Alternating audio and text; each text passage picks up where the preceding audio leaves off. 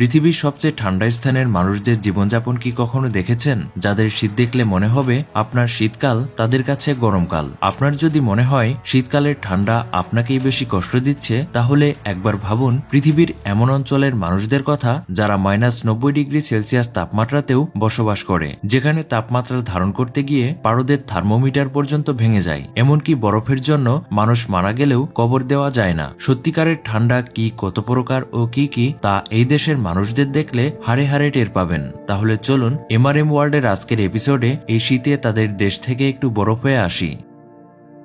রাশিয়ার সাইবেরিয়া অঞ্চলে অবস্থিত একটি ছোট গ্রাম ওইমিয়াকন, যা পৃথিবীর সবচেয়ে শীতলতম স্থানের মর্যাদা পেয়েছে। রাশিয়ার উত্তর পূর্ব কোণে অবস্থিত ওইমিয়াকস্কি জেলার এক পৌর শহর ওইমিয়াকন। ওইমিয়াকন সমুদ্রপৃষ্ঠ থেকে মাত্র 700 মিটার উঁচুতে অবস্থিত, কিন্তু এর শীতল হবার কারণ হল ভূপ্রকৃতির এক বিশেষ অবস্থান। এর আশেপাশে কোনো সমুদ্র না থাকার জন্য চরমভাবাপন্ন শীতল তাপমাত্রা প্রশমিত হতে পারে না, এবং এ বসতি উপত্যকার অত্যন্ত নিচের দিকে অবস্থিত। দুটি অঞ্চলে অবস্থিত হওয়ার কারণে এখানকার ঠান্ডা বাইরে যেতে পারে না। ওইমিয়াকন নদীর নামে এর নামকরণ করা হয়েছে। সাইবেরিয়ান আঞ্চলিক ভাষায় ওইমিয়াকন অর্থ আনফ্রোজেন ওয়াটার, বা যে পানি কখনো জমে না। এ নদীর তলদেশে প্রাকৃতিক উষ্ণ পানির প্রবাহ থাকায় নদীর উপরের পানি জমে বরফ হয়ে গেলেও নিচে সে উষ্ণ পানি সবসময় তরল অবস্থায় থাকে। অত্যন্ত ঠান্ডার কারণে ওইমিয়াকনকে বলা হয় পোল অফ কোল্ড। এখানে শুধু হাড়হিম করা ঠান্ডাই নয়, এটি অত্যন্ত দুর্গমও বটে। ওইমিয়াকনের সবচেয়ে নিকটবর্তী শহর থেকে এখানে পৌঁছাতে সময় লাগে টানা 2 দিন 2 রাত। রাস্তার উপর বরফের আস্তরণ জমে এ রাস্তা কাচের মতো পিচ্ছিল হয়ে থাকে। সামান্য একটু এদিক সেদিক হলেই নিশ্চিত বিপদ। 2011 সালে বিবিসিতে প্রচারিত একটি টেলিভিশন অনুষ্ঠানে এই রাস্তাকে পৃথিবীর সবচেয়ে বিপজ্জনক রাস্তা হিসেবে উল্লেখ করা হয়। সোভিয়েত আমলের জোসেফ স্টালিন তৎকালীন রাজনৈতিক বন্দীদেরকে শ্রমিক হিসেবে ব্যবহার করে এই রাস্তা তৈরি করেন। চরম প্রতিকূল আবহাওয়ায় এই রাস্তা তৈরি করতে গিয়ে প্রায় 10 লাখেরও বেশি মানুষ মারা গেছে। কাজ করতে করতে যারা মারা যেত তাদেরকে রাস্তার মধ্যেই সমাহিত করা হতো। এজন্য এই রাস্তাকে বলা হয় রোড অব বোনস, বা হাড় দিয়ে তৈরি রাস্তা।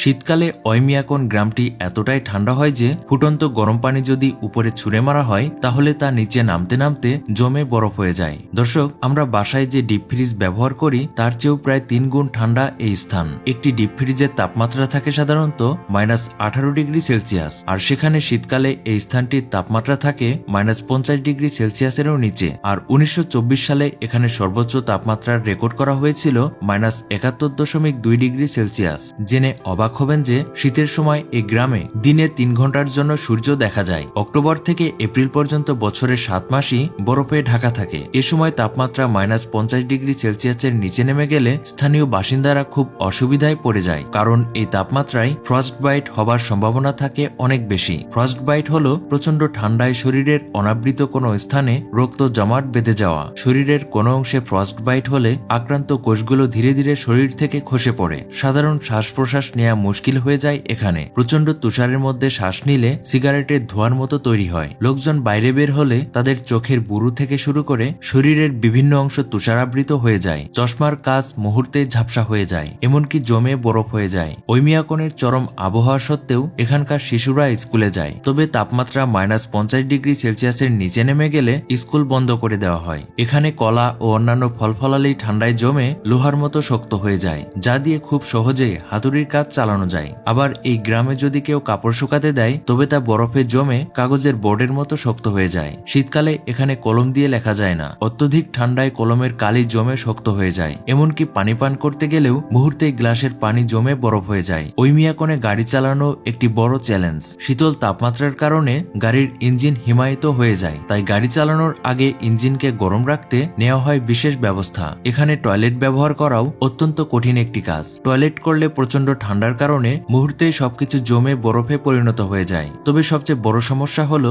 গ্রামের কেউ মারা গেলে বরফের কারণে তাকে কবর দেওয়ার জায়গাও পাওয়া যায় না। মৃত দেহবর্তী কফিন সমাধিস্থ করার আগে আগুন জ্বালিয়ে বরফযুক্ত মাটি কাটা হয়, আর এই প্রক্রিয়া সম্পন্ন করতে প্রায় 3 দিন সময় লেগে যায়। ওইমিয়াকন গ্রামটিতে প্রায় 500 মানুষের বসবাস। এই গ্রামের মানুষদের প্রধান পেশা মূলত বল্গা হরিণ পালন, শিকার শিকার ও মাছ ধরা। মাটি বরফে জমে থাকার কারণে এখানকার অধিবাসীরা ফসল চাষ করতে পারে না, তাই বলগা হরিণ এবং ঘোড়ার মাংসই এদের খাবারের প্রধান উৎস।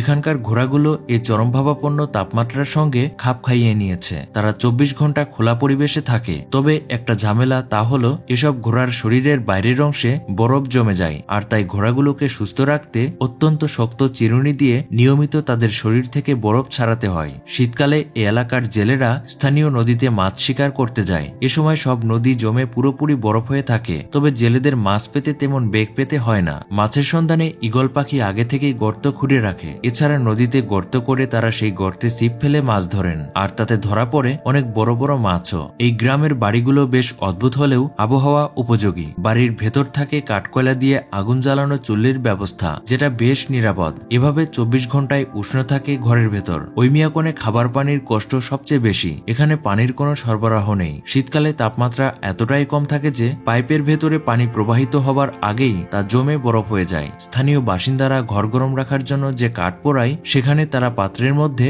বরফের টুকরো রেখে দেয় এবং সেটি তাদের খাবার পানির একমাত্র উৎস।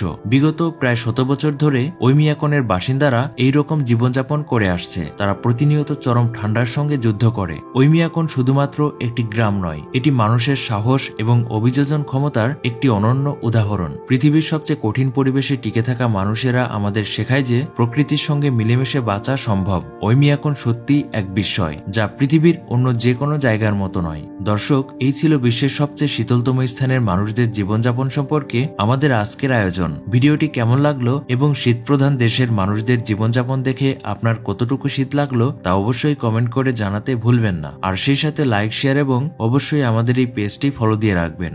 ধন্যবাদ।